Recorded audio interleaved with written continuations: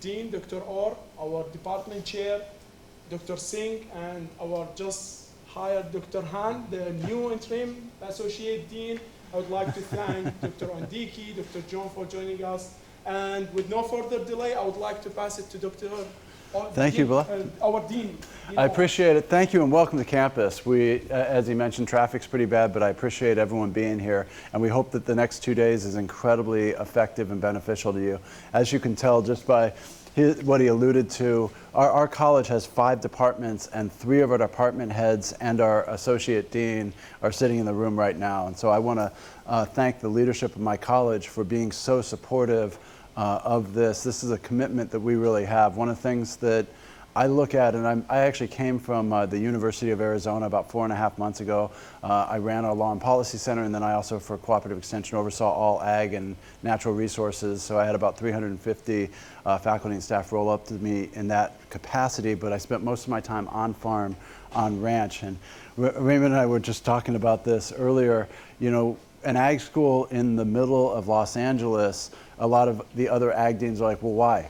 And the first pushback I create is, okay, we have so much need on farm for innovation, and the innovators are here. We have 13 million people in this MSA, 10 million in Los Angeles County. This is where the innovation, this is where the inventions occur, and the need is on farm because you have 2% margins. And so that bridge is essential, but then you start looking post-harvest, and this is where all of you come in. When I did a lot of field work in Yuma with the row crop there, and when I follow it, all of it comes here. Even the Arizona cattle, the range cattle, it comes here, it goes to places in the Midwest, but it comes here for processing, marketing, distribution. So in many ways, this is a food-centric area. It's just centric on logistics, marketing, and processing. And that's incredibly important. And so what I want to do is find places that our college can support you with opportunities like this, but also workforce. And so I need to hear from you what your needs are. I know when I sat down with Western growers, they said technology. And so the first thing we did, and Ishwar is driving it, we're creating a drone certification program that will be aligned with the FFA requirements. Eventually I want to get into sensor technology, but then also I listened to some of our core industries and they said your basic ranching skills, welding, horsemanship, you don't teach that either.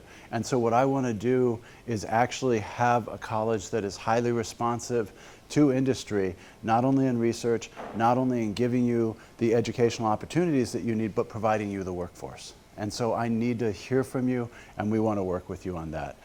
This college it's an amazing one, actually. There's 2,300 students. They are, and I can tell you from experience, working at other universities and I was involved basically with all of the Western land grants through a series of different things that I did with them. The students here are dedicated, they are hardworking.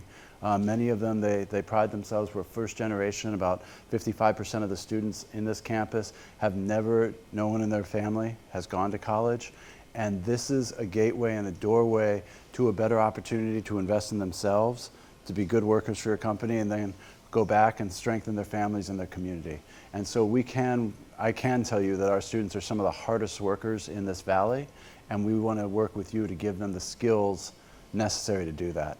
In terms of opportunity, in fact, Harmit and I were just talking about this. Where can we be the best? You know this from Boston. Boston, Research Triangle, the reason industry is so successful in those areas, there's a variety of it, but one of the core ones is it's anchored by research-driven, education-driven institutions. Boston wouldn't be Boston without Harvard, MIT, and the hundreds of other universities. Same here. The Research Triangle in North Carolina wouldn't be the Research Triangle in North Carolina without Duke and North Carolina State and some of these schools. And so we want to be that in the food area here. We want to help you drive this forward, and I think we can. Belal, is there anything else that you wanted me to cover? Are there any questions? The main thing I want to say is welcome to our campus. I'm excited that this is the first of many opportunities to engage with you, to not only educate, but listen to you to how we can educate our students. Thank you so much, Dean Orr. And I think you made it very clear that our college is strong college. Yes. It has 5 departments, but unfortunately, not everyone knows that we exist. So please advocate for us. Come see us, send people in our way. And I'm sure now with the new leadership, finally we have a Thank great team that's helping us to dive into the needs of the community, and I think it's a good time for us. And remember, there's no other College of Ag until up Slow. north. And actually, I will say one last thing on that I do have to say, even speaking of some of our counterparts, I ask, and you do this, we all do this in management, where can we be the best? Where can we thrive and succeed? Because I don't want to invest all our resources merely on marginal things. One, our cattle units, if you see those range, we're actually growing that. And ironically, I think we can be very strong in animal husbandry, our vet schools. I have to say this, Dr. Hahn, 50% of the students that applied from his program, he's associate dean now in Diekes, went to vet school. The national average is 5 to 10%. That is astounding in this area. That range can support 300 cattle, and so not only can we do things with very traditional ag, we have one of the strongest plant sciences on the West Coast, especially if you're looking at undergraduate education, but I look at where we can absolutely be the best in the world, the best in this country, and that is plant-based foods, processing, the industrial processing side, the logistics side. And I'll leave one last thing, just because I like knocking my friend the business dean a little bit. I've gotten to know him pretty well. He's a good guy, and we talk logistics. I'm like, you know what, Sandeep? It's one thing to move a computer halfway across the country. That's difficult. It's another thing to move an avocado halfway across the country with a 3-week shelf life in time for the Super Bowl. And so it's a magnitude of order more difficult. And so if you look at whenever you introduce food, it is sometimes more difficult, and I need our students to understand that this isn't just a basic, we go out in the field and we plant stuff or we harvest things. There is an expertise and a science to this, because there's 2% margins. And one last thing that I'll just say about our food system that amazes me is we take it for granted. And John's heard me say this multiple times, but think about what we do as a food system. I can go into New York in the middle of, or any town, the middle of a blizzard, and walk into a store, and typically it could be midnight, and I had better be able to find an apple, a pear, and a pineapple, and they better be perfect and tasty, or I'm going to go ballistic. What other food system can do that and deliver that to our consumers any time of the year, any place? And that is a resilient, flexible system that we're working with you to train the workforce that's going to keep feeding that. And so I'm actually, you can tell I'm honored to be part of the food harvesting system and feeding our country. With that, thank you so much for being here. I appreciate it. Dr. Singh also developed a program called Minor in Plant-Based Food, which is really supporting the current food system, is a complementary, is something to support the current system. And he has a big belief that we can help the community, and he always supportive, even though it's today the first day of the school, but he said, sure, we can do it. We will accommodate and we will run the workshop. And before turning to the mic to him, I would like to thank Ty from the CDIC, who they supported us and provided the fund for this workshop and for launching a new course. And I forgot this morning to mention someone very special, is Dr. Olive Lee. And Dr. Olive Lee, she's an engineer. She established most of the processing. So the lab that we will be using in this afternoon for the training, most of the equipment was really established by her. She's a food packaging, so later on, John, if you want to have a conversation with the real food packager, she's the engineer. And yeah, we appreciate your time joining us today. And without further delay, Dr. Singh, please. Well, thank you. Thank you very much, Belal. Thank you, everybody. Welcome to Cal Poly Pomona Food Science and Technology program. But we are Department of Nutrition and Food Science. So we have two programs, which is Nutrition and Food Science and Technology. So again, I am here not 6 years, but 8 years as chair. This is my 8th year. It is a lot of responsibility. Apologies, being I've been here for 3 years. So yeah, but since Belal has been here, we have developed a lot of these kind of programs. We are supporting it. I think I come from Punjab, India. If you know, dairy is a big thing over there. I think when I was young, I used to drink a lot of milk. So I supported the dairy industry over there, the white revolution. So in Punjab we have a lot of ghee and yogurt, the dahi we call it. Even my wife, she creates yogurt at home. Even now, all Indian houses they have their own culture and they keep on doing that. So dairy is a big part of our household every day. So I'm really excited about this workshop. We have, as a department, Food Science and Technology program is IFT approved program. We are one of the biggest program in US. When I attend chairs conferences, they are all 50, 60, 70 students, but we are 160 students or 50 students, about that range.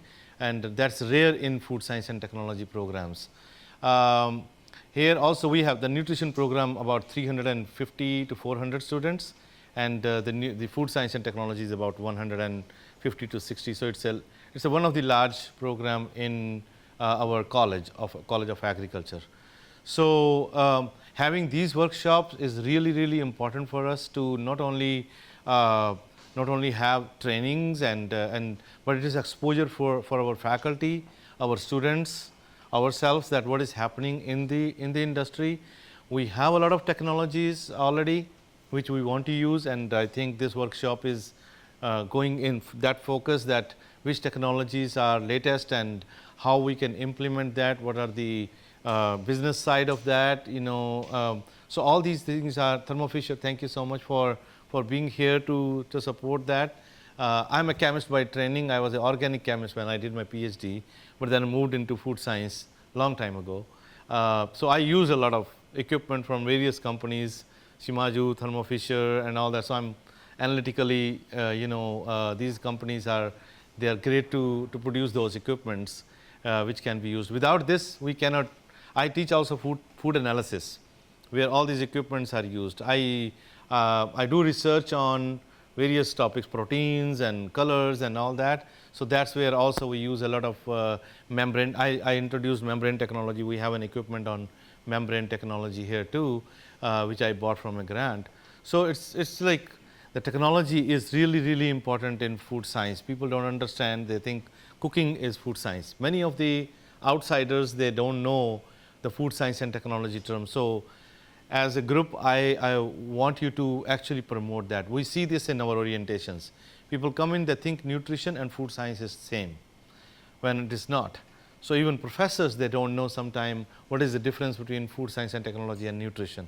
So that is one of the educative thing which we need to do in the community, where they know how much science and technology is in the food science area. So it's not simply cooking. We have ingredients, we have all these processings, the safety issues, the shelf life issues, like Dinor said before. So all these things are important for us. So again, I want to thank everybody to be here. We are an amazing department. We are the largest tenure track faculty now. We lost Olive a year ago. She has been a pillar of this program, Food Science and Technology. And now, not only that, she is bringing Food Science and Technology to Innovation Center. She is director of the iLab we have on campus, where we have students who can bring their ideas and build this kind of a prototype or startup over there, and then they can be linked to industries also later on. So she became a director of that last 1 year. So university also, we have a representation from Food Science and Technology into that now. So we work very integral, in an integral way, that we all support each other here. Again, our department is growing. We are again trying to recruit more students, although enrollments are issues in my side of the chair. I see that the student enrollment is lower, so we want to promote our programs more and more, both nutrition and food science. But promoting the technology part attracts people. So the drone part of the science, which is coming, technology is coming to our fields now, because we can run drones on fields and do a lot of things, detection of disease and detection of water usage. So we can use them a lot of ways. So technology is, with AI, things are changing with data analysis and data science. A lot of things we can do much faster than before. So all these things are are very, very important part of that, and I hope this workshop can deliver that knowledge to the participants, with the latest information, whatever we have. And also, please again, talk about Cal Poly, talk about food science and technology program and food science in general to everybody, so they understand what food science and technology is. With that, I again welcome you. Hope you will have rest of the wonderful workshop here. And Belal, back to you. Thank you so much. Thank you very much. Appreciate it.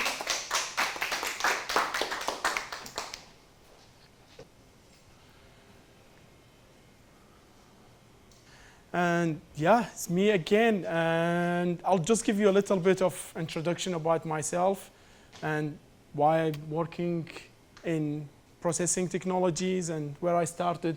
I actually did my master's and PhD in Malaysia, University Putra, Malaysia. And the beginning of my life, I started in a precision fermentation. So the first thing I saw was in Southeast Asia, how important is dairy technology? How important is the dairy as a resources for developing a novel products? So we talked a little bit about the starter cultures this morning. We talked about enzymes, and I will walk you through some companies, some experience that I collected. I've been in the field for almost 20 years. English is not my first language, as you can tell, but I speak 5 languages, so it's difficult. Sometimes I try to recall words. It's really bouncing in my head. Transition from language to another is really not easy and not much fun. And I'm adding a new one, which is Spanish, to my language collection, so it's just very messy. I need to work on it in next summer. I started in the US in University of Minnesota, which the main exposure was to dairy. As most of you know, University of Minnesota have very strong pilot plant, and the focus was on dairy, and actually was offered a position in dairy. However, they didn't want to be only in dairy because dairy is very niche. I wanted to be maintaining my expertise in processing. I am a processing person. I know how to use equipment. I know how to use technologies to create products or to increase shelf life or create, for safety, create solutions for safety issues. So for today's presentation, or let's call it a discussion, please stop me at any time if you have any question or something not clear. And I will be starting with standard processes in dairy industry. So the question, why we process dairy or any type of food, but specifically dairy, why we need the process? And simple answer, cooling, we need to do it with a very short time. Otherwise, raw milk is a very high density of nutrients. Everyone wants it, not only us. Microbes also want it, bacteria, fungus, yeast. So we need to really do a cooling immediately. Separation, fat is separated for few reasons. You can create new products like butter, like cream, to standardize the milk, and that's one of the challenges. If you don't standardize the milk the fat content changes from season to season.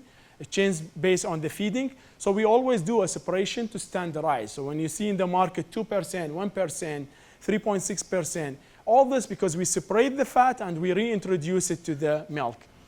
Homogenization is a very beautiful technique to break down the fatty globules and make it more homogenized. We improve the texture and we prevent the separation. I mean, if you see any products that's separated, it's absolutely fine in terms of safety, but do you want to buy as a consumer? It's really not appealing. Pasteurization, high temperature, short time, or low temperature, longer time, is more on controlling and preventing the nutrients by removing the spoilage microorganisms. Aseptic packaging is really important. That's the end of the line. If you don't have a good packaging techniques, good packaging materials, the process has no value, because that's the thing will maintain the end of the line, will maintain the quality of a processed food or something that been subjected to all these processes. The packaging is the most important part and is a part of the process. Fermentation with controlled starter cultures is important. You can make yogurt, kefir, cheese, and spray drying. I think that's the most advanced in conventional processing technologies, where you make powders, and those powders have very stable shelf life. and is good for logistics, it's feasible for export. On the other hand, the novel technologies are technologies that are creating innovative products in the dairy industry. And the advantage is to increase productivity and profitability. That's the main idea of introducing new technologies that we call them novel, but to me it's just a new, it's recent discoveries through the research. We do not really apply them much in dairy, but there is a potential to increase productivity and profitability if we use those technologies. Novel technology enhance the nutritional profile of dairy products. For example, ultrafiltration. You create a product that increase in the protein. And if you have tried the Fairlife milk, you see that thicker texture is not only a texture, it's actually higher in the protein because ultrafiltrations remove other ingredients like the sugars or the minerals and the water from the milk. So the protein is increased, it's double up or triple. UV and AI is a new application, can detect the microorganisms, spoilage microorganisms, and can remove it effectively, more effectively. Reducing industry environmental footprint, we will dive in it, and my colleague Dr. Lee will cover more on the sustainability.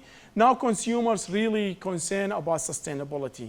How are we using technologies that reduce CO2 production into the environment? And now I will dive in those technologies and their applications in creating dairy products. I'll start with membrane filtration. It's nothing new. It was established in 1970.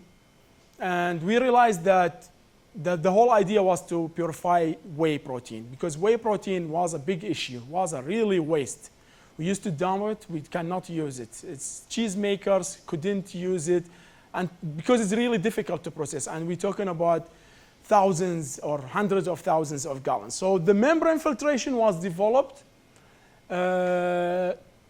and the main application was for the whey protein. And I put it there, reduce the waste and recovery of products. And today, believe it or not, whey is not our byproducts. I think the cheese is byproducts because looking at the cost of whey is way more higher. And I know a lot of manufacturers, they sell cheese at cost or even less than cost for one reason, so they can maintain the processing and they get more whey.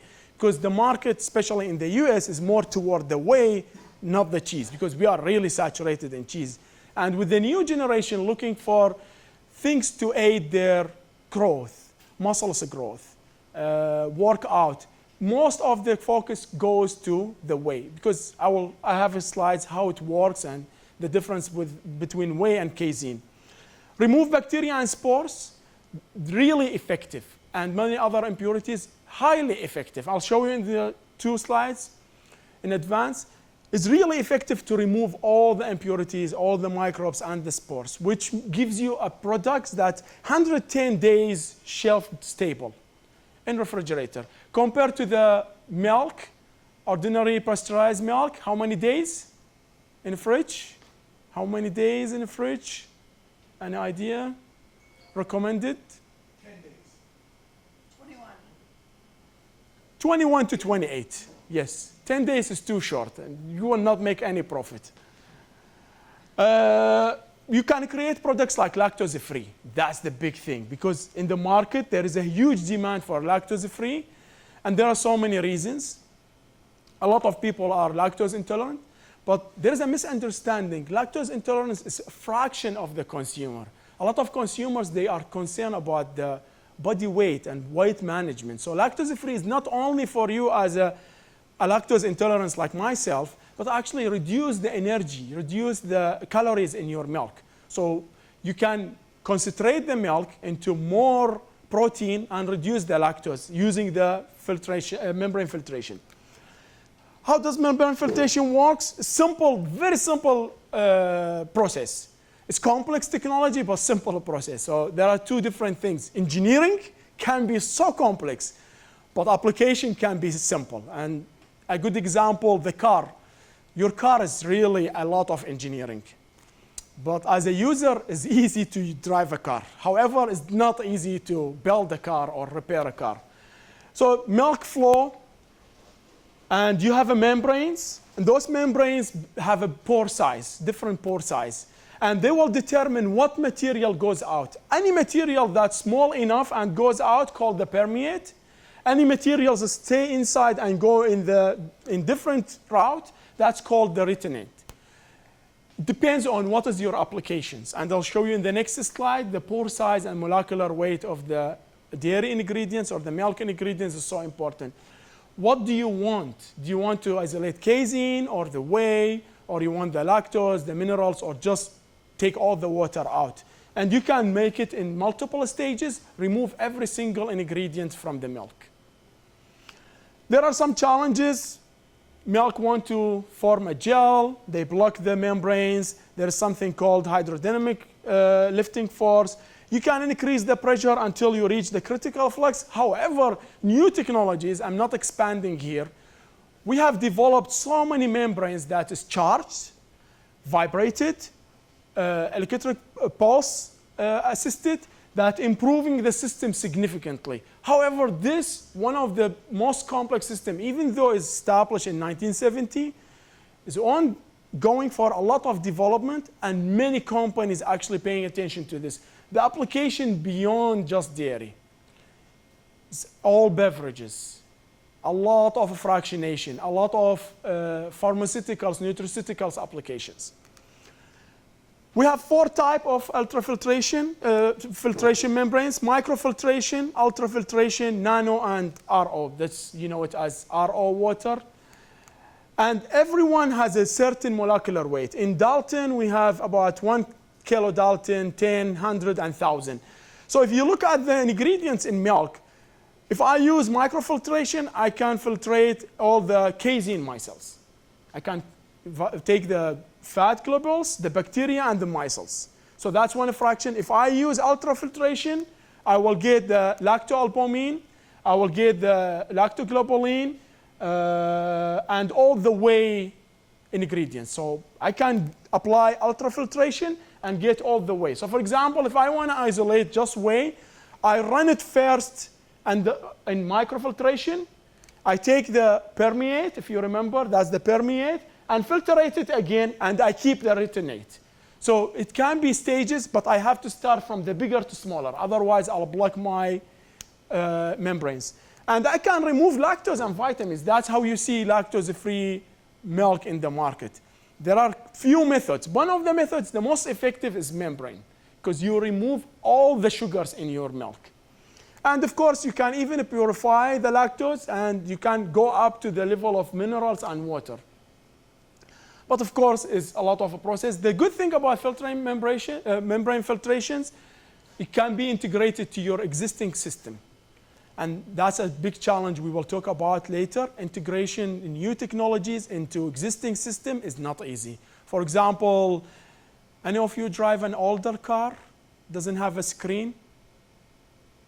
Sure. So you can modify that, upgrade to a screen, but it's really not easy. You need to do the camera yourself. You need to find a way to plug plugging the cable somewhere, and it's going to be messy, and it's not easy. It's very difficult. It's much easier to buy a new car with a screen built in, so no cables, nothing disturb you. The only thing, the cost. So that's one of the challenges that we in universities working on. And please, as I mentioned, if you have any questions, please stop me at any minute. High pressure processing, when we say high pressure, it's really high pressure, 6,000 bars. And that's 87,000 PSI. I don't know how to explain it, but it's a lot of pressure. If you use a pressure cooker, that's about 2 bar. So, all this noise and all these accidents is 2 bars. That's 6,000 bars. And how we do that is the technology. You put the material, usually packaged. That's why packaging is a key in this process. You need to have a packaging that resists this pressure, but at the same time maintain the quality. So you apply a lot of pressure, you intensify it, which is amplifying the pressure. The material goes into liquid, usually water. So all your packaged products need to be submerged in water and apply the pressure. Beautiful thing, it kills all the microbes, the vegetative cells. without damaging the nutrients, without damaging the structures of the proteins or the fats or whatsoever in there, and actually extend the shelf life, preserve the taste and color and texture. It will taste like exactly like unpasteurized milk. The first company launched it is called Villa de Patos. I think it's a Mexican company. They launched the first product, which is HPP processed. I read the blog. They say it really tastes like a real milk, unpasteurized real milk. And a lot of consumers, they really enjoy. Even in the US, there is a demand for unpasteurized milk. It's not safe. That's why those technologies can maintain that taste, but without taking a risk of microorganisms. The next technology I would like to introduce is ultrasound-assisted processing, or UAP. UAP is effectively inactivate microorganisms, homogenize milk globules, really nice. And the most important thing is good for extracting proteins and peptides. And we will talk later about peptides, what are they, their health benefits, and so on. So it's really a good technology to extract bioactive compounds from milk. It improves the functional property of milk proteins. Functional properties of milk proteins, we all use milk in bakeries, in some meat industries as a binder. The proteins are made of casein and whey. The casein is really protected in micelles, and the whey is unfolded, is native protein. This technology denatured the protein, unfolded. So imagine you have something that a polymer, or just say a balloon, but is with no air. So if you have the balloon with no air, it doesn't take a lot of space. But if you fill it up with air, it will take a lot of space. Same thing with the protein. If it's unfolded, it will be taking small place, so it cannot hold water and oil. So the gelling is very poor. In this technology, you unfold it, become very large polymer that can capture more water, more oil. So this technology is applied mainly to improve the properties, the functional properties of milk protein. The cost and over-processing is the current challenges. However, some companies already using it, like I think Arla, Fonterra, and Danone, they already apply this technology in their processing. Microwave-assisted processing, that was a surprise technology for me, because we all know microwave, or at least we all have microwaves. No objection? Yes, we all have microwaves, so that's a good thing, good start. That's the same technology, but with higher energy. It's a continuous processing, and that's the big thing. When I saw that technology and their application in dairy, was surprising for me. Because it's a continuous, it can be integrated into your existing system and can create or dry and pasteurize in short time and create a novel products that we will talk about later and we will test in today afternoon, called Moon Cheese. And those are 100% cheese. It's a Canadian company, but now I think they moved to the US. And it's 100% cheese snack produced using microwave-assisted system. But it's not only for that, it can be also used for sterilizing milk. And actually, I have a video about the technology. I think we should have time. How do you turn this into this using REV technology?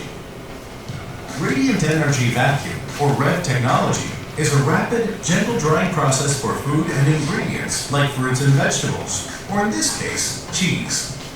The only ingredient in the Moon Cheese pouch is 100% real cheese. No preservatives or additives are needed to make this product great.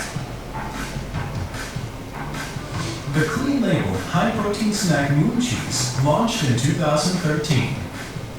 In 2018, the company achieved $16.5 million in revenue and continues to grow. They have a secondary large-scale machine line to keep up with the demand from their retailers.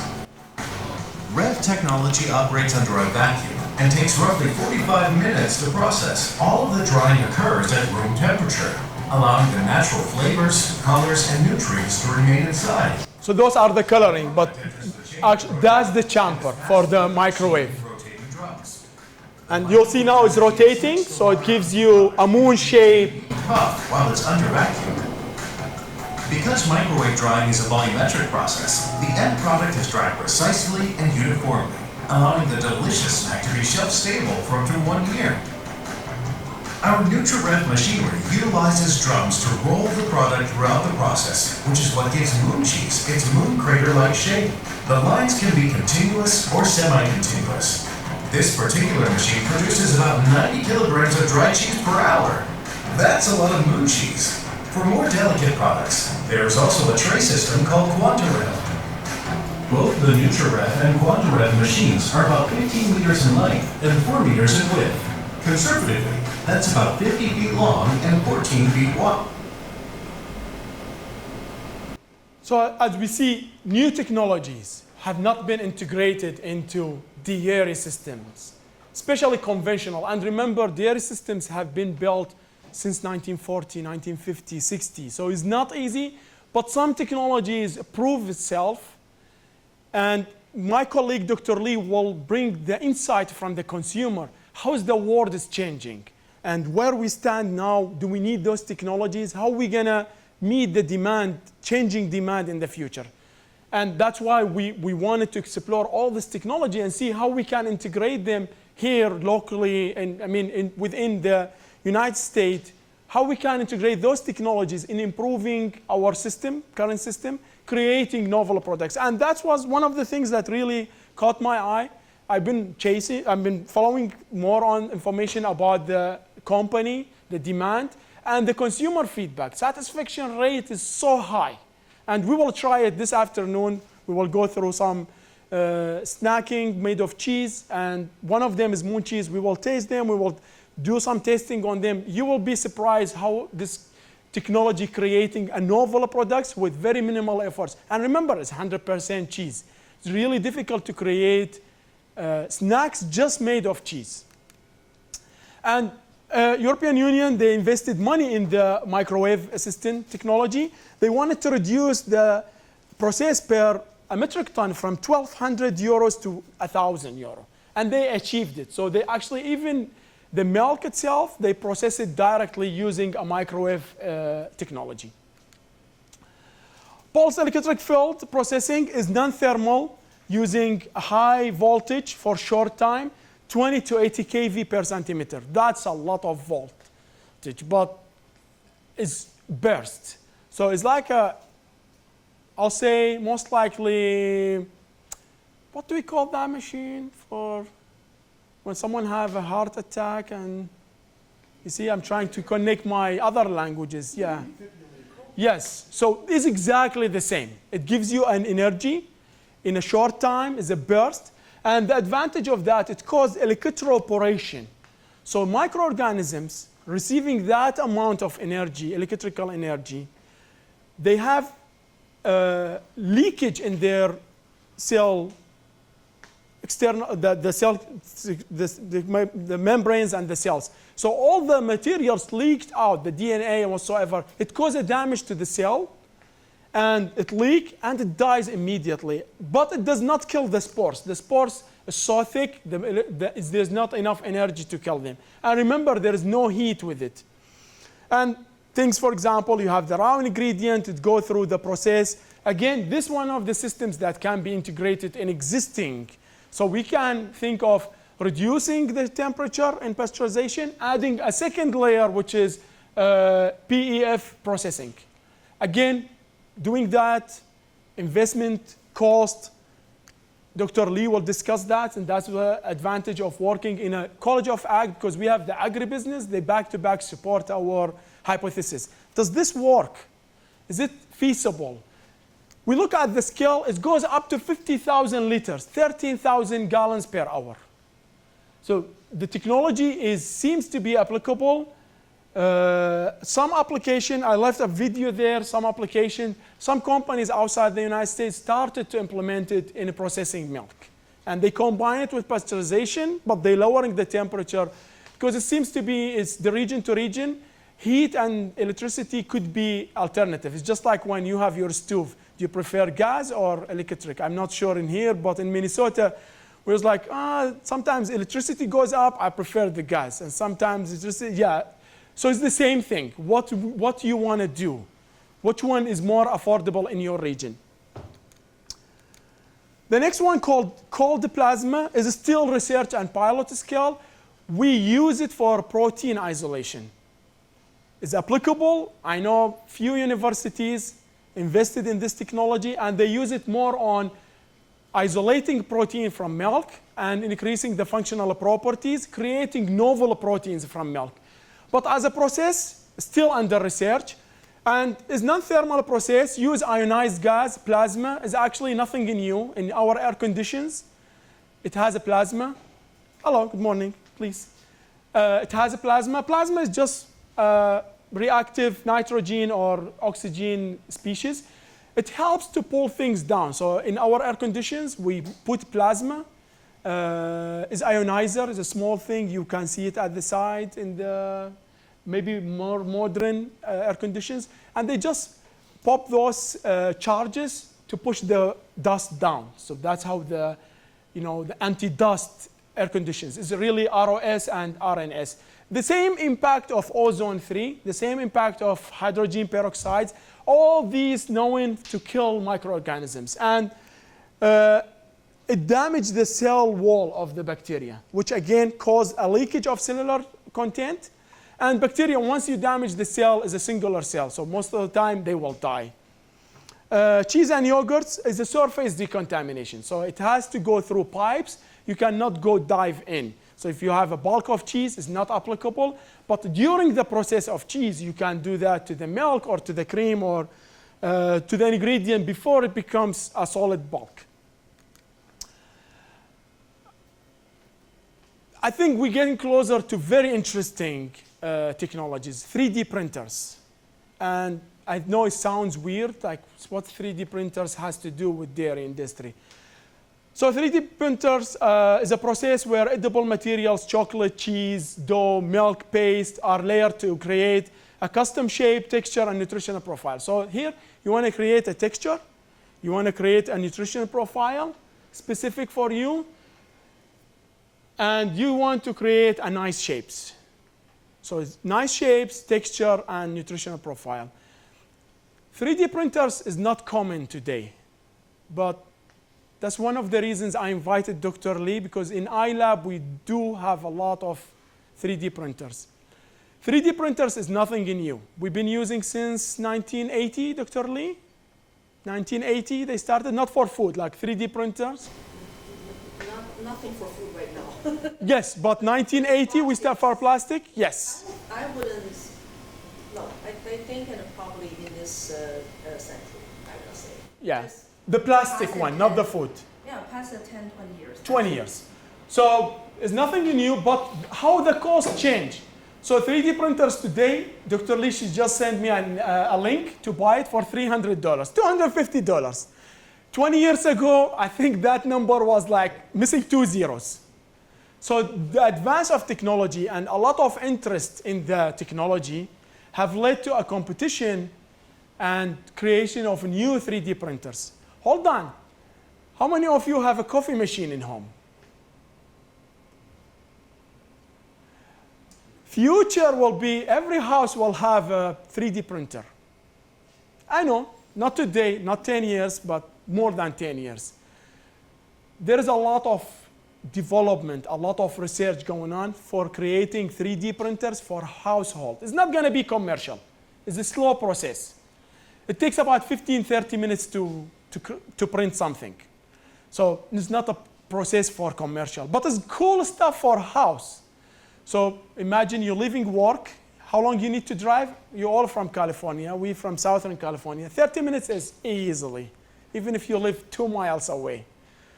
So before you leave in your car, which is a self-driven car, you grab your phone and type there, I want to eat 1,100 of calories. I want 30% protein, and I'll show you tomorrow why, because there's something called DNA-based nutrition profile. We don't all do it yet. I did it. But that's something that take your DNA, which is very cheap and affordable now. 20 years ago was fortune. You need a loan to do it. Today is a few hundred. You measure, you test your DNA, and based on your DNA, they suggest to you what type of nutrients you need, what type of disease you can avoid. So in the future, we need something to match with that, because I already know what should I eat. I need something that I can cook it myself, because in restaurants, it's like a fingerprint. Not every restaurant will cook the thing that you exactly want. Maybe some restaurant will offer, oh, this is my app, print your burger. But it's gonna be a household where consumer will look for ingredients. We call it cartridges or capsules. I think dairy industry have a big opportunity to invest in that, and that should be the research. That's the first thing on my priority. I think that's the only thing I don't have in my lab, and that's something I really want to get my next fund, my next research to focus on, because I believe this will be the future. So what you can do, the application, print a yogurt snacks. And when I say yogurt snacks, it's good for your kids. So for example, if you have kids, you have kids, they would like to get some snacks, and I like shapes, like now is very common, labubu. I wish I can print labubu snacks for my kid. He will eat it. I will make it healthy. You know, I'll put some protein, some little fat, some bioactive, some probiotics in there, but the shape will encourage. So you see what is the future looks like. It's like the kids, shapes, texture, but you can insert the nutrients, because nowadays kids buy bad snacks, but because of the shape. A lot of the cartoons or looks cool, and kids buy it. They taste bad some of the times. No nutritional value, but kids buy it. Why? Because it looks like my superhero. So what if I can print my own superhero?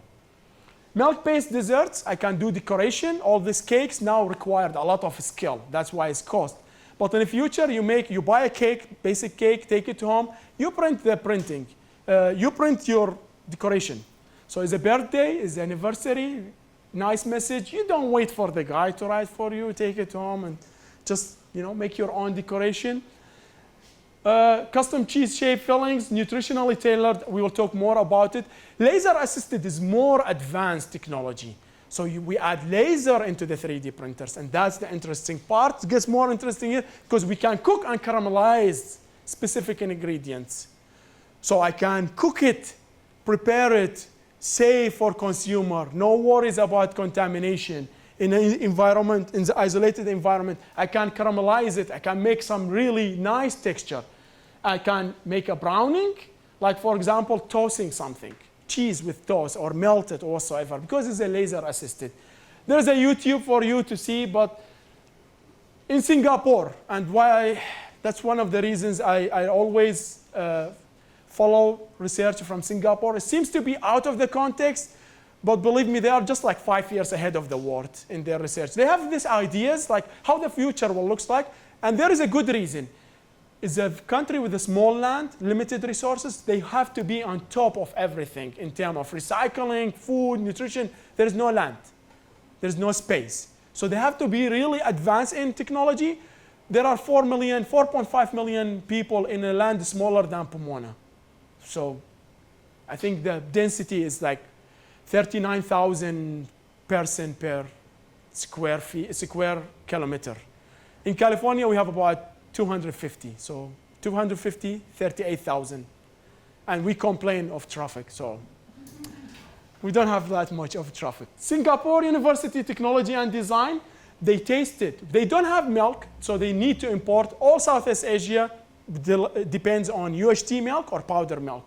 So they brought a 3D milk, powder milk, and they did the 3D printing, and they mixed it with other things like chocolate, like edible materials, and they created nice shapes. They created nice snacks. They add things like strawberries and whatsoever, and it's cooked. So that's the thing, it's a laser assisted. And they really made a good presentation. If you read the paper, I gave you the link there. You will see more pictures, more details, how they exactly did all the process. That's what I'm interested in. That's a company called Fodini 3D printers. I think it's originally from Italy. They developed the 3D printers, not that expensive, household 3D printers. When I say not that expensive, I live in California now, so $4,000 is not so expensive for me. I mean, reasonable. Back in Minnesota was 1,000, not expensive. So just let you know, it's not very cheap, but it's not very expensive. So there is some interest. I'm interested in this, the capsules. We can develop a lot of capsules for this technology. And you will see in the next slide, this is how it looks like. You fill up the capsules now, you make your own paste, and just put them whatever. You can put 5, 6, 7.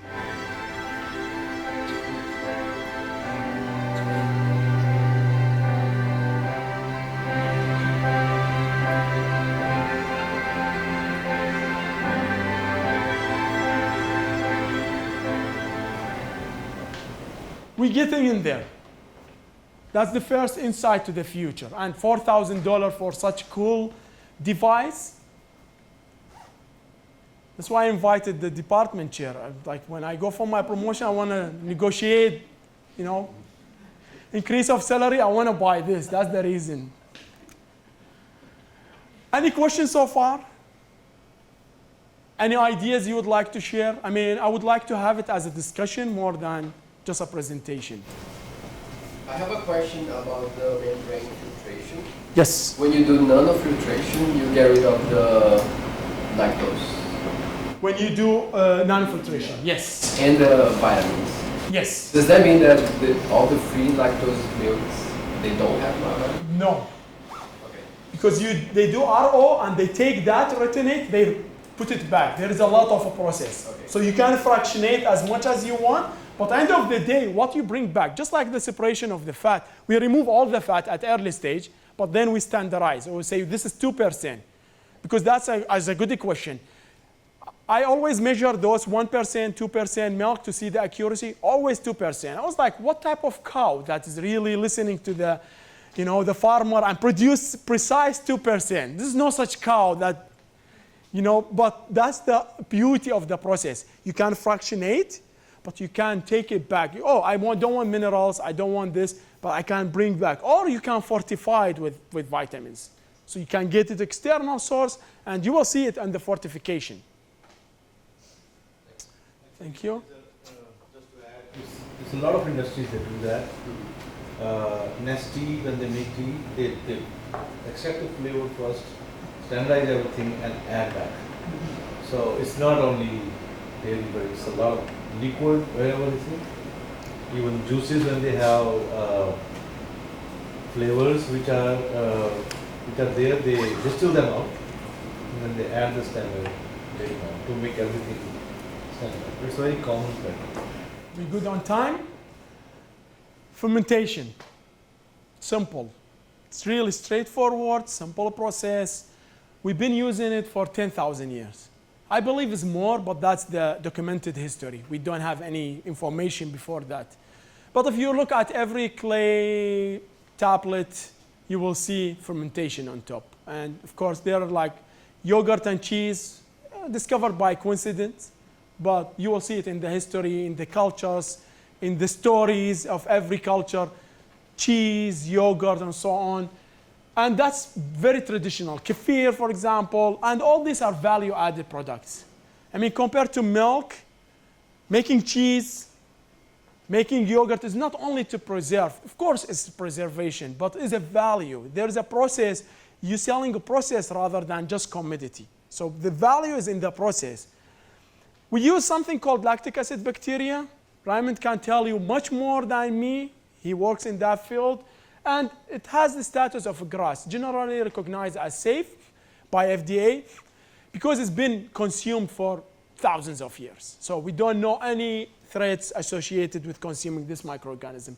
However, nowadays we have something called the precision fermentation, where we can make probiotics, we can make the techniques to make probiotics and functional foods and bioactive peptides. Bioactive peptides, I will talk about it more tomorrow in the nutrition section. They have a biological functions. Their biological functions, I did a search on very best papers from the very good sources, the top-notch universities in the world, from 2015 to 2025. And I found 12 clinical studies showed their milk peptides. They are good for antihypertensive. As solid results, I did not take every paper. There are hundreds. I took the 12 top-notch researchers, the top universities in the world. 12, they show me that antihypertensive is a solid. Anti-diabetics, 13 clinical studies. Anti-cancer, 11 clinical studies, including extending of lifespan of consumers who expected to die in 6 months. So it was a very severe study, and it gives them about 2 extra years to 3 years.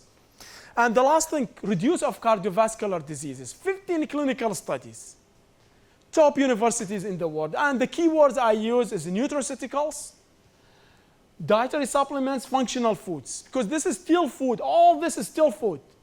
We're not taking advantage of this. This is not still under FDA. It's not pharmaceuticals, but we're not taking advantage. And I'll show you how other countries, for example, in Japan, they have the fosho taking advantage of this. And most of the ingredients comes from milk, from cheese, from cream.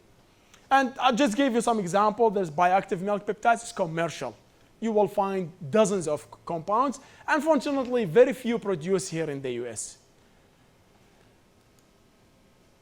Fermentation technology, that mix between probiotics and prebiotics, not to underestimate it, because that's also a value added. It's not a precision fermentation, but the products like Yakult. Anyone tried Yakult before? Great. Calpis is a Japanese. They use a lot of fiber. So they mix milk with fibers, which is, we will talk about it again tomorrow, how important is the fibers. Vitagen, Activia, I think is common here in the US. And if you look at those products, they offer you probiotics, but they also offer you fiber. And again, we will highlight on both things.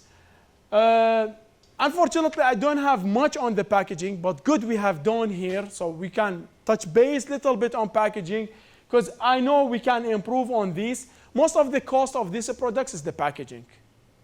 I know at least 3 companies. I cannot disclose which companies, but I work there as an intern or as a visitor scientist. The main challenge is packaging. The cost is the packaging. Yeah, I can tell you Yakult for sure is the packaging. It's more costly than the... And again, there is a reason why it's packaging, because it has to be sustainable packaging. Regulations are changing. Fosho is food for specific health use. Is the Japanese system which established in 1980 and fully recognized by the government in 1991. It's based on 9 categories. I think now there are 12 categories that's recognized and proven. And for example, food modified gastrointestinal conditions, lactose. Lactose is good for you, it's not bad for you, based on clinical studies, and I can share with you dozens of research. Of course, unless you are lactose intolerant, that's a different story. Bifidobacteria, lactic acid bacteria. Blood pressure, casein peptides and lactopeptides. Really, I spent about 9 years of my early career doing that work, focusing on bioactive peptides from dairy. And of course, casein is the one. It's approving for blood pressure. There's dozens of products that's in the market, especially in Japan. Mineral absorption, casein, phosphopeptides, of course, helps you. Because again, you get your minerals, you get your vitamins, doesn't mean you got them. Your body may not absorb them. So you need absorption aids. A lot of consumers get confused between consuming and bioaccessibility by really absorption. So there's 2 different stories. You could eat a lot of minerals and vitamins, but is your body actually absorbing them or not? For example, if you are a tea and coffee person like me, most likely your body is not absorbing much. Osteogenesis, milk basic protein, hydrolysate, and of course middle chain fatty acids is more for triglycerols and more for brain function. The next technology is enzyme technology. Enzymes have been used again for years making cheese, renate. We all know it's simple, improve the texture, improve the dairy products. However, enzymes also have a unique application, like alpha glucosidase. We use it commercially for some lactose-free milk. I don't want to name the brand, but if we use it to break down the lactose, it will give you glucose and galactose, which you don't have issue.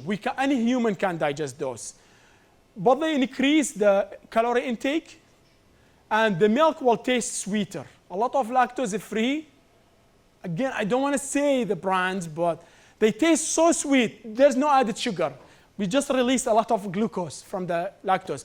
Glucose is more sweetened compared to lactose. Lactose is less sweet. So when we break it down, we make it readily available for the tasting bud. It just tastes so sweet. It's high calorie intake because you're consuming a lot of glucose directly.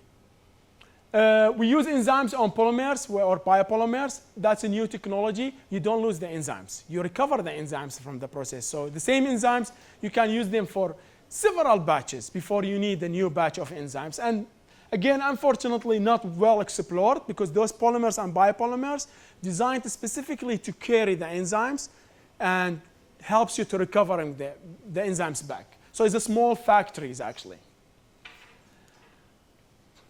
Enzymes technology, go on. Enzymatic hydrolysis is a very simple process, but is more controlled compared to fermentation. It helps to break down or hydrolyze the milk protein into bioactive peptides. And I'll show you one of the slides in the afternoon session or after Dr. Losivan. I will continue with the novel products. That's a way to produce, is a small, simple process. It's not so complex, scalable. You can go up to 10,000 gallons. But you can produce something that's very high in value and can incorporate it back in other dairy products. And I think we're done with enzymes. Yes, any questions so far about fermentation or enzymes? Digital technologies. Sounds like why I can use it. AI is a big thing, it's coming. We need to integrate it, we need to introduce it. That's why we in Cal Poly Pomona and the Food Science and College of Ag investing heavily on AI, investing heavily on technologies. Because we want to equip the students, even if they don't apply it today, but the future is really, I'm so sorry to bring this in news, but it's a robotics, it's AI. We see it already. Have you ever tried the Flappy? It's a burger in Pasadena. There's no human. The robot arm cook the burger and serve it to you. Really? It's just Pasadena. It's like, if you're staying here, I highly recommend it. Because it's a fun thing to see for my kids, but it's sad for me because there's no employees. That's my first job. I used to do this when I was 16. I was the Flappy. There's no more Flappy for me. Flappy is a robot now. That's the future. We all see what's happening. Tesla cars drive themselves from the port to the shipping and soon to your house. So the future is technology. We need to equip the students. Production optimization, supply chain management, customer engagement. A lot of the customer engagement now is automated. It's all AI. So you call, there's no company, no old days. You remember those days? You call and someone pick up the phone and say hello. Yeah, it's really very difficult now. That's why sometimes I feel I'm old when I call because nobody pick up the phone and say hello. It's like, that's a really big thing for me. But that's the technology, that's the future. Marketing and I think product innovation, AI and robots will help a lot in innovation. Blockchain in dairy is not fully explored, but I know a couple of researchers, one of them based in the UK, in University of Surrey. I worked with them for a while. They do blockchain is a decentralized digital ledger used to track and verify every step in the dairy supply chain. So I can use a blockchain which cannot be manipulated, and that can help me to do a full traceability from the farm to the fridge. Consumer in the future, they want that.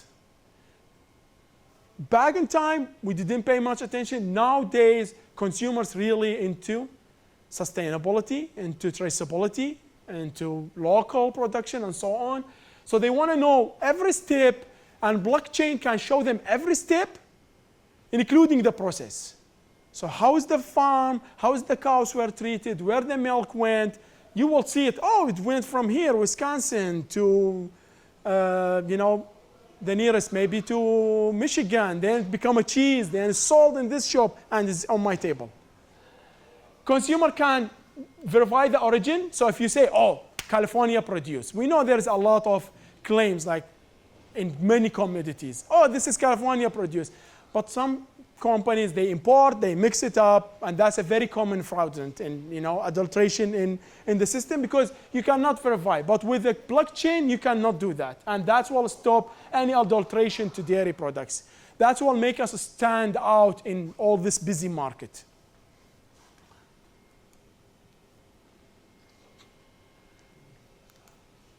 Nestle is collaborating with Open Science. They will implement blockchain very soon. So consumers will track their food right back to the farm, every step. Yeah, they have a whole system about it. They've been talking about it for a long time, but I think they are in a phase to launch that system. The very last technology that we would like to discuss with you, I will not dive in it because I'll leave it to the next speaker. And there's a change in your agenda. The next speaker will be Dr. Lucivan from Thermo Fisher Scientific. He will continue talking about the extrusion. I'll focus on just a bit on the snacking and the production of snacks in the future. And that's what we will do for the hands-on in the afternoon session. So extrusion is a very unique food processing technology that combines thermal-mechanical, which is thermomechanical energy, shear force, and pressure. So all the cooking methods in one machine. I'm not sure if you will have the chance to go out space or a new planet. Maybe not us, our kids, our grandkids. Just tell them, take one extruder with you. If they have extruder, they can make food. So please make sure they have one extruder on the spaceship. They will thank you later. This machine really can process, is so robust, can process anything into food. And with the heat, with the shear, you can change the texture. You can convert powders into snacks. You can convert liquids into snacks. You can convert liquid into something, replace meat. You can replace cheese. You can do anything with it. Really so flexible. And I put there high flexibility when it comes to processing condition. And you can change any ingredient into food, even inedible ingredients like high cellulose or whatsoever. You can incorporate it with other ingredients and convert it into food. And that's a very unique thing because cellulose is really difficult. But this machine helps to break it down during the process and make it digestible, make it bioavailable. Allows semi and continuous processing where you can integrate it in your system. You can have it separately. Very low processing cost and medium capital investments. And that's here the key. That's why I focus my career in the last 11 years on this technology. Other technologies is really a bit challenging compared to extrusion.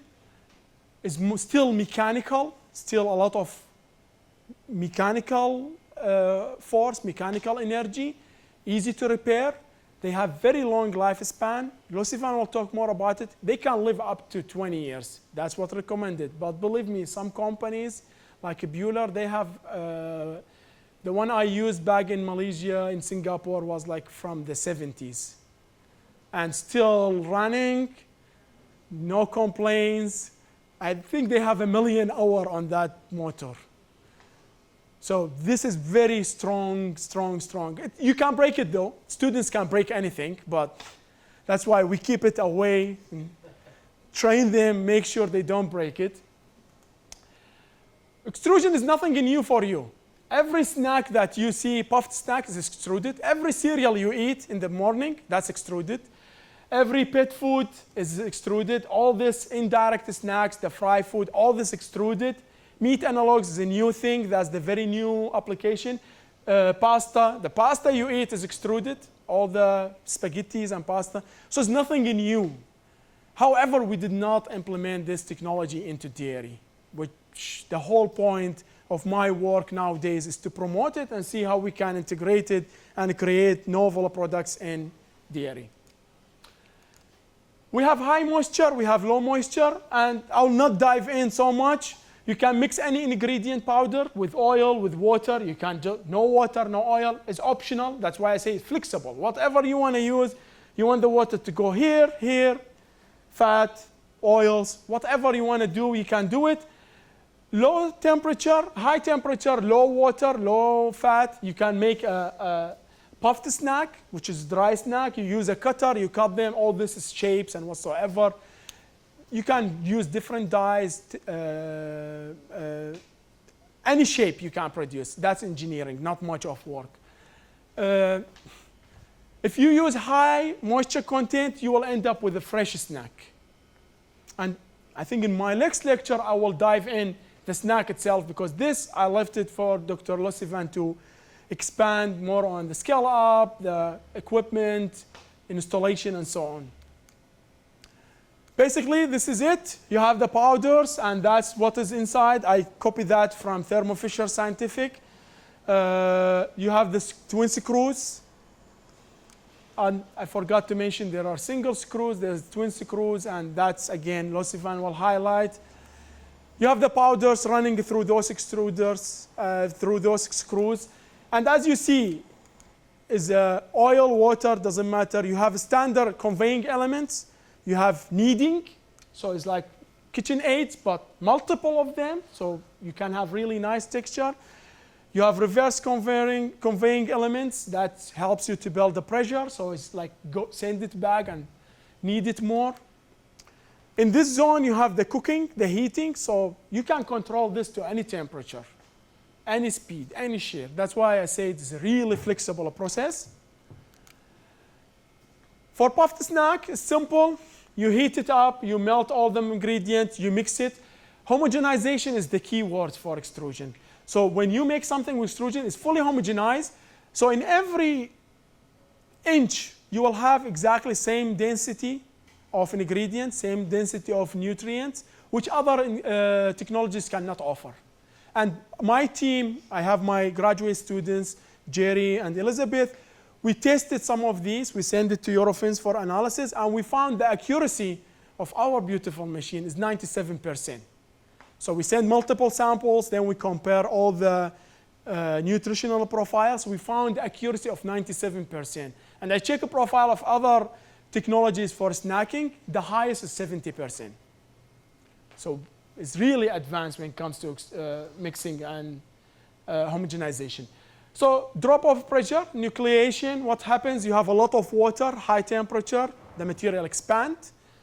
That's why you get a bubbles. The bubbles is from the steam. The water try to escape and push the materials, put the starches, the protein, and expand. Then it takes the final shape, which is the thing you know, it's like Cheetos, for example. Cheetos is a good example of extruded snacks. But I promise this afternoon I'll show you dozens of snacks that was produced through extrusion, cheese-based. However, I think only 2 from the US, but mostly from other regions in the world. And that's my own work in another extruder in University of Minnesota. So as you see, it's expand, and you have that expanded product. On the other side, for the fresh snacks, you need something to cool down. So we have a cooling die to cool down the material. Why? Because we want it to end up like an energy bar. I don't want to lose the shape. So if I have so much heat and I have water, I want to maintain the water, I need to cool it. Otherwise, the difference in the pressure and the temperature will evaporate the water. That's why I use a cooling die to cool down my material and maintain the water. So I have something fresh snack, like energy bars, for example. I don't want to lose the water. And that's the difference between low moisture and high moisture, and why the ending is not a cutter, is a cooling die. And this cooling die is cool. Yeah, it's cool because you can apply multiple of them. So you can extend it to 1 feet, 2 feet, 3 feet. And in industry, I think they go up to, the biggest I have seen is 9 feet, but I think it's bigger. They have bigger. Challenges and future direction. High capital investment is one of the challenges for microfiltration, ultrasound, other systems. Upfront investments, but that's why we have agribusiness with us, Dr. Lee. She will help us to navigate and see what are the priorities, what are the technologies that dairy could invest in that make sense in connecting to the consumer's demand. So she's studying the consumer's demand future, those technologies, the investment, and making a priorities. Which one should we invest in? Bless you. Integration complexity, that's a big thing. As I mentioned, conventional process need to consider the integration, need to find the technologies that can fit in one day, not to disturb the process, because factories don't want to stop for a month or two to add a new technology, and they want it to add into their system, not like say, oh, your car doesn't have a Apple display, you buy a new car. It's difficult because those investments is millions of dollars. Skilled worker shortage, we don't have a lot of trained talent for future needs. However, that's our role in the universities in collaboration with technology providers. That's why we have partners, we don't have vendors. I never work with vendors that sell me technologies. I work with partners because they understand it's a long-term investment. You give me those equipment as a very reasonable prices, discounted, or sometimes free, hopefully. Finger crossed. We train the talent. The talent will lead the industry in the future, and they will be your customers. So it's really a resilient system, sustainable system, where they invest in us, we invest in students, and the investments go back to the industry and goes back to the technology providers. And we are so happy to do that. That's our mission. That's what we sign up to train all this talent. Please, find a seat, go on that side. Just on time. Yeah, please go in. Data privacy and cybersecurity is a concern over data ownership and security breaches. That's something not in my expertise, but I'm working with IT expert, computer science. We have 8 colleges here on campus. We work closely with them. We want to protect the data of every processes, because once you have all these systems in cloud or whatsoever, I think that's a very concern, because you don't want your recipe to be known by everybody, and just there's no point to make the recipe anymore. And I think we're done for the first session. Any Q&A, I will be more than happy to answer it. And we have like 4 minutes maybe for Q&A. And if not, we take a break for 10-ish minutes, and then we proceed with Dr. Lassifan and his presentation on extrusion.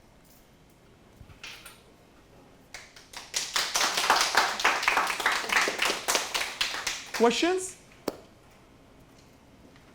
And let's make it an open discussion. And please ask the simplest questions, because they may lead to the most important information.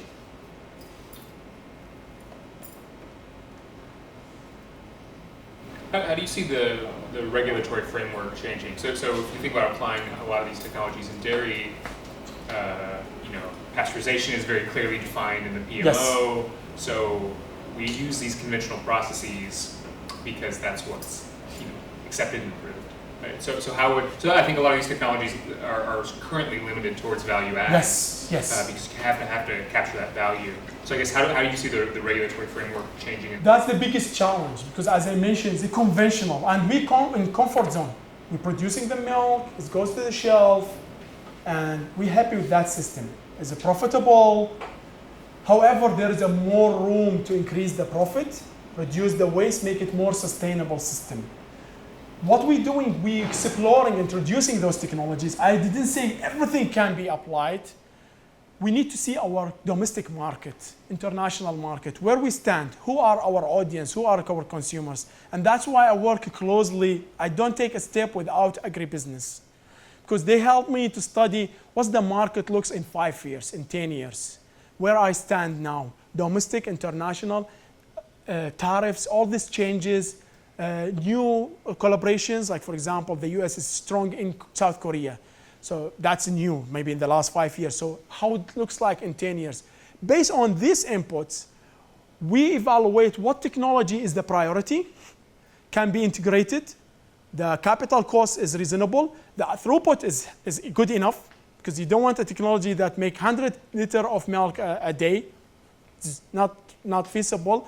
So we're making that, and we're making a schedule of the priorities. So this technology, we believe, can be integrated. For example, microwave or high pressure. With the pasteurization, we can reduce the utilization of energy, 50%, but we combine it, so a hybrid system that we can reduce the temperature, but we can apply another technology more on pressure or more on electricity that can give me the better impact. My shelf life extended from 28 to maybe 36, which is a great thing. 21 to 30 days is a big thing. Reduce a lot of waste, no recalls, no bringing back. And a good example is ultrafiltration, Fairlife. Their process, they also came from a conventional, but when they apply the membrane filtration, they extended the shelf life to 110 days. That's number one. They remove the lactose. Number two, they increase the protein. Number three, improve the texture. So the benefit's so high. That's why I showed you $4.99 per 12 ounces compared to 1 gallon for $4. So there is a room there, and is a feasible, is a large scale, and meets the demand. That's the most important thing. When they tested the market, they did all the studies, they found that, okay, that's amazing market. And I'll say we study not only today, we study the future, because population is changing. So the consumers in the US as of today is changing. There's a lot of demographic changes. We have consumers from other regions in the world who are migrating to the US. We have, from Central America, South America, from Asia, from Europe moving to the US. So the demographic is changing in 5 years, 10 years, 20 years. The market demand will change. We're trying to capture that and find which technologies should go with higher priorities that fit the demand in domestic and fits the international market. So that's where we are now, defining what technologies and making sure that the industry will accept that, so we can focus on training the talent. And I think that takes time, because it's really not easy. Integrating all the systems with all the changes. We take even policy, foreign policies, international policies. I have a colleague from communication. She's really good with all these policies and for expectation, what happened in Ukraine and Russia, how that changed the supply chain, taking in consideration pandemic, the COVID pandemic. We're taking all this into calculations. That's why the system is not X and Y, it's really multiple X's. We're going there.